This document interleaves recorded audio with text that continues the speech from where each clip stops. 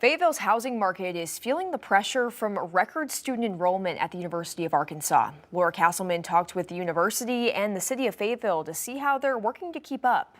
Enrollment at the University of Arkansas has hit more than 34,000 students, the highest ever. While this boosts the local economy, it can also strain Fayetteville's housing market. We love the university, but it is a mixed blessing, isn't it? Because they help drive the local culture and local economy, and at the same time, they drive and fuel demand for housing. Mike Wiederkehr is a part of the Fayetteville City Council and represents Ward 2, which includes campus. You've got about 33,000 people looking for affordable housing. We would like to see them look to encourage and nurture development in the immediate campus vicinity. It's the first time we've crossed 34,000, so that's a big mark for us, and we've become a destination for students. Suzanne McCrae is the Vice President of Enrollment and Dean of Admissions for the university. She says the freshmen who live within 70 miles of the university have the option to live at home. We have a little more than 30,000 students who are actually on-campus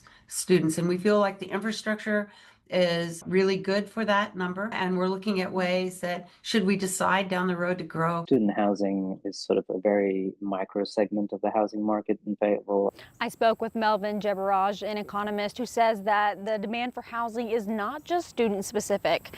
There are mixed housing developments like this one being built near the university for families. Between the university adding about 1,400 or so additional units on campus, some additional fraternity sorority houses that will, meet some demand, and then the private sector filling in with the rest of the apartments, it goes a long way towards, meeting the needs for student-specific housing. Jebaraj says it's not just the university that's growing, but the whole region, and stakeholders have to keep up. Home prices in Fayetteville are, $50,000 to $100,000 less than some of the cities in the northern part of our region. So some of the housing demand in Fayetteville is simply because people that work in Benton will find cheaper housing here in Fayetteville. In Fayetteville, covering news where you live, Laura Castleman, 5 News. Developing this weekend, an Arkansas police officer with a large social media presence and millions of followers was arrested on allegations of domestic violence. Tommy Norman was arrested Saturday. He's a 27-year veteran of the North Little Rock Police Department.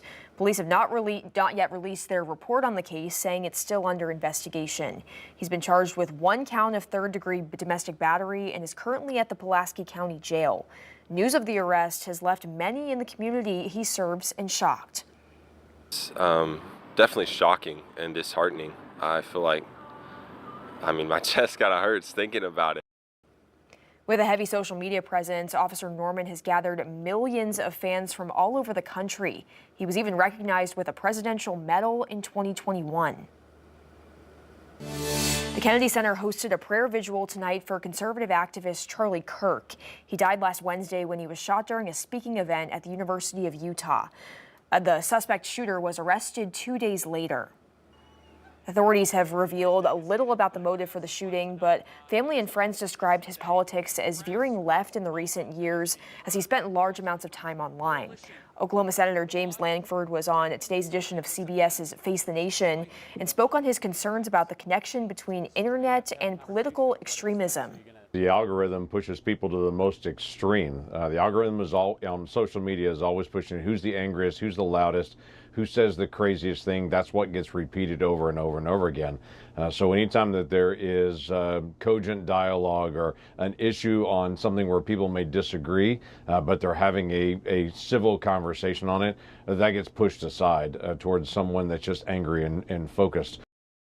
The suspect in Kirk's death is Tyler Robinson. He's behind bars tonight and is scheduled to appear in court on Tuesday. Investigators say he turned himself in after confessing to his father. Utah's governor says right now they believe he acted alone. Well, this weekend, people came together in Charleston to remember the life and legacy of Arkansas State Senator Gary Stubblefield. He passed away earlier this month at the age of 74. Charleston High School hosted a public service for him yesterday, attended by those who knew him best, including loved ones, political colleagues, and community members. His son Joshua delivered an emotional tribute to his father, speaking fondly of the lessons he learned from his dad. Let me tell you about a hero of mine. He's not the kind of hero that you see in the movies with all kinds of superpowers,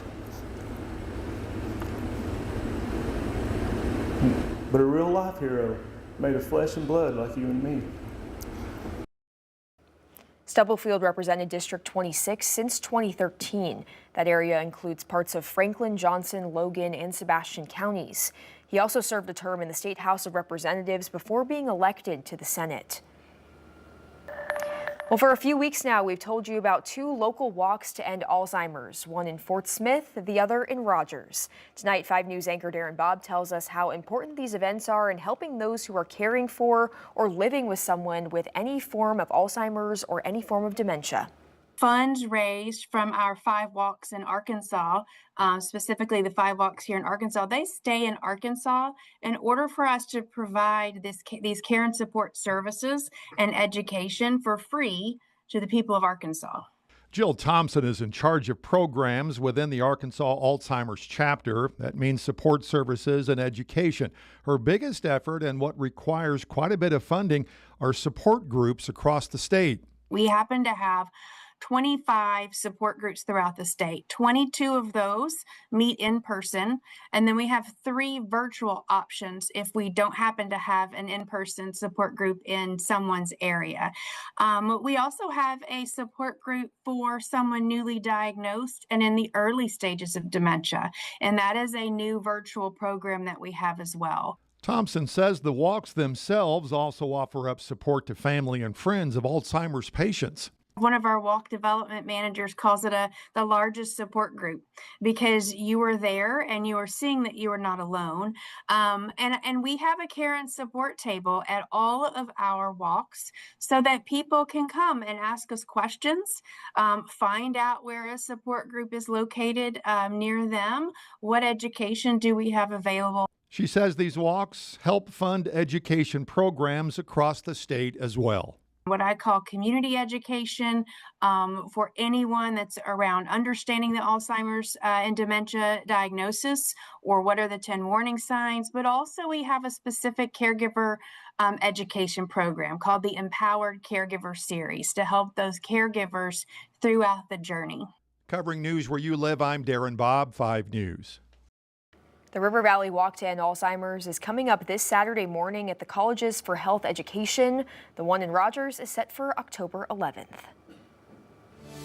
And looking ahead to later this week, the Federal Reserve is expected to lower interest rates. That would make it the first cut from the central bank since December. Many economists expect a 3/4 point rate cut from the Fed during their meeting on Wednesday, with 2 more in October and December.